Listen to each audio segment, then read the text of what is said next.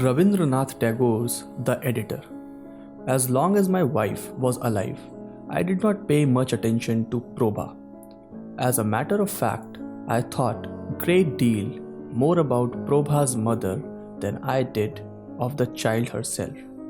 At the time, my dealings with her was superficial, limited to a little petting, listening to her lisping chatter, and occasionally watching her laugh and play. As long as it was agreeable to me, I used to fondle her, but as soon as it threatened to become tiresome, I would surrender her to her mother with the greatest readiness.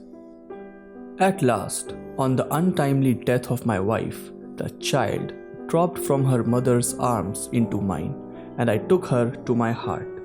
But it is difficult to say whether it was I who considered it my duty to bring up the motherless child with twofold care, or my daughter who thought it her duty to take care of her wifeless father with a superfluity of attention.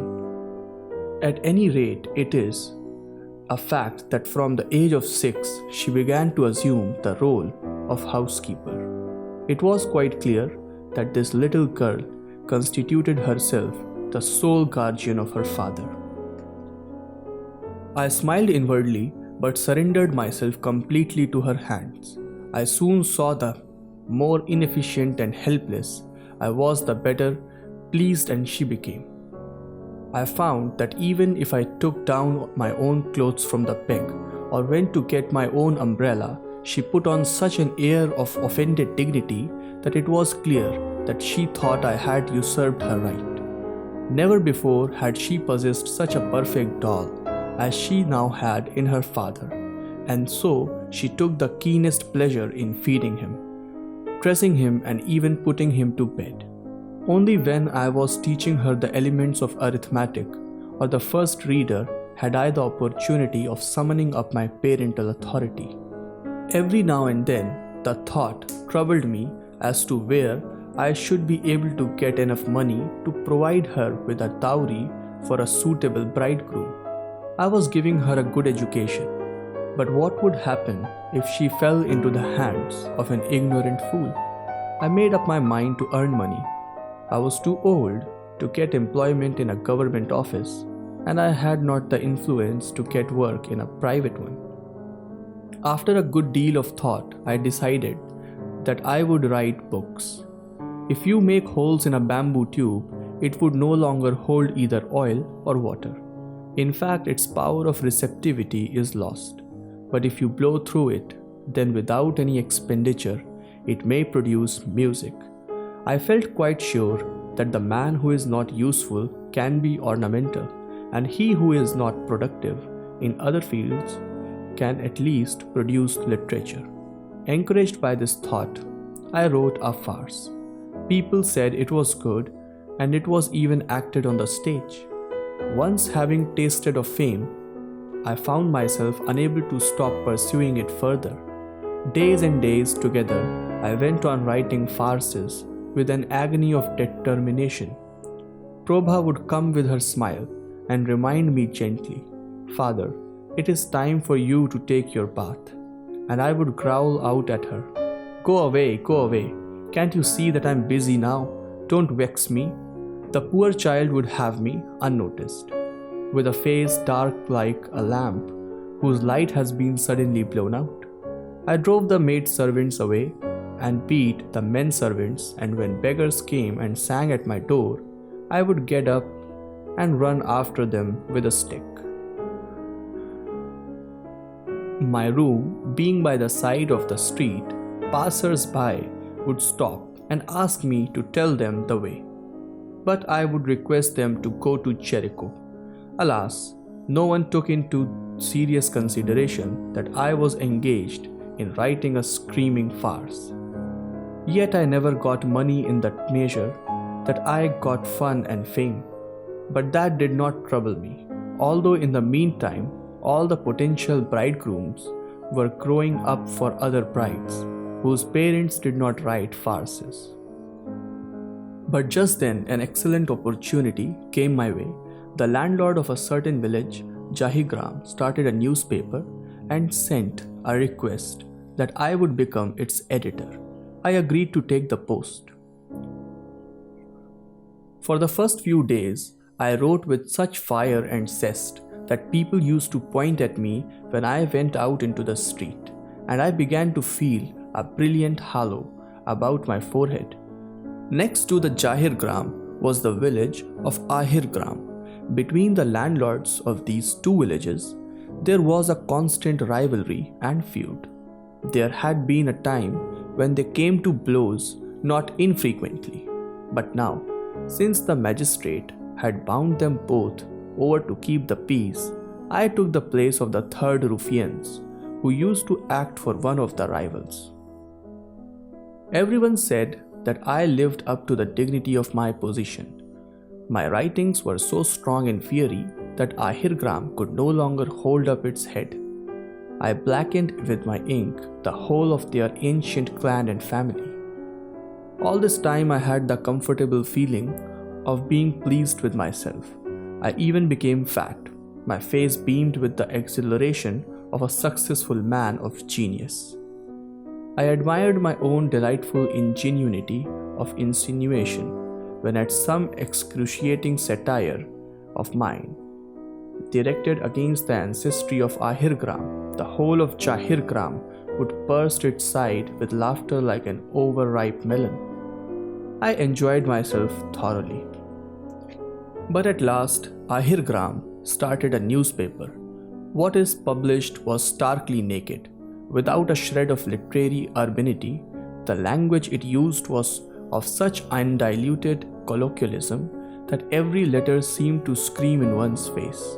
The consequence was that the inhabitants of both villages clearly understood its meaning. But as I was hampered in my style by my sense of decency, my subtlety of sarcasm very often made but a feeble impression upon the power of understanding of both my friends and my enemies. The result was that even when I won decidedly in this war of infamy, my readers were not aware of my victory. At last, in desperation, I wrote a sermon on the necessity of good taste in literature, but found that I had made a fatal mistake. For things that are solemn offer more surface for ridicule than things that are truly ridiculous, and therefore my effort at the moral betterment of my fellow beings had the opposite effect to that which I had intended. My employer ceased to show me such attention as he had done. The honor to which I had grown accustomed dwindled in its quantity, and its quality became poor. Where I walked in the street did not go out of their way to carry off the memory of a word with me. They even went so far as to previously familiar in their behavior towards me, such as slapping my shoulders with a laugh and giving me nicknames. In the meantime, my admirers had quite forgotten the farces which had made me famous. I felt as if I was a burnt-out match, charred to its very end.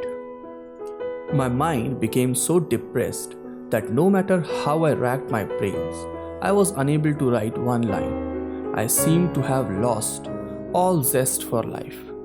Prabha had now grown afraid of me.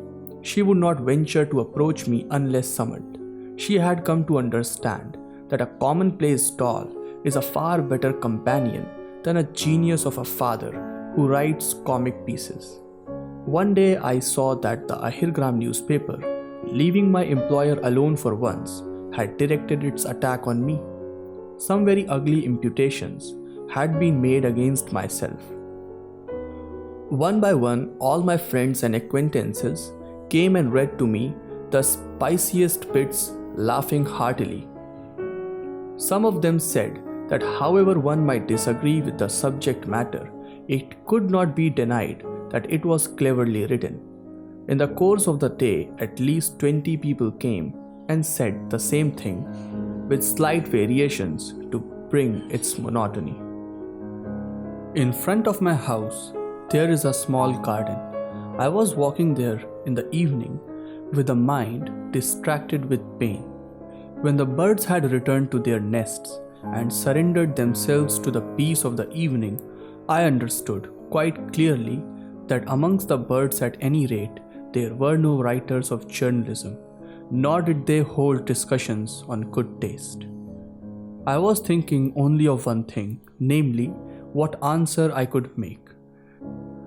The disadvantages of politeness is that it is not intelligible to all classes. So I had decided that my answer must be given in the same strain as the attack. I was not going to allow myself to acknowledge defeat. Just as I had come to this conclusion, a well-known voice came softly through the darkness of the evening, and immediately afterwards I felt a soft warm touch in the palm of my hand.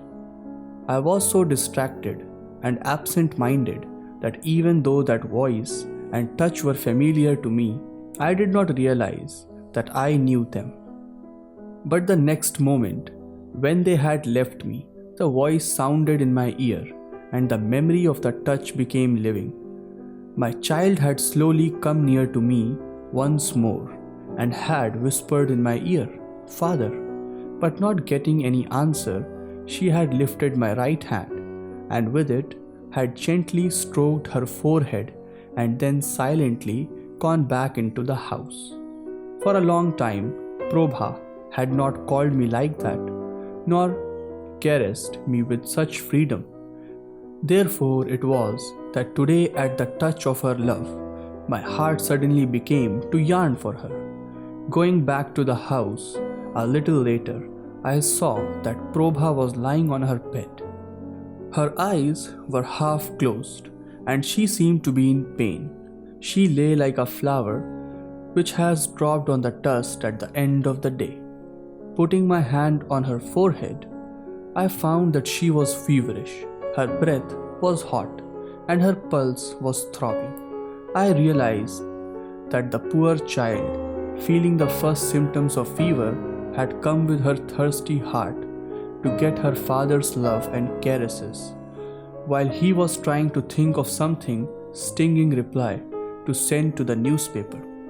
I sat beside her. The child, without speaking a word, took my hand between her two fever-heated palms and laid it upon her forehead, lying quite still. All the numbers of the Jahirgram and Ahirgram papers which I had in the house, I burnt to ashes. I wrote no answer to the attack. Never had I felt such joy as I did. Then I thus acknowledged defeat. I had taken the child to my arms when her mother had died, and now, having cremated this rival of her mother, again I took her to my heart.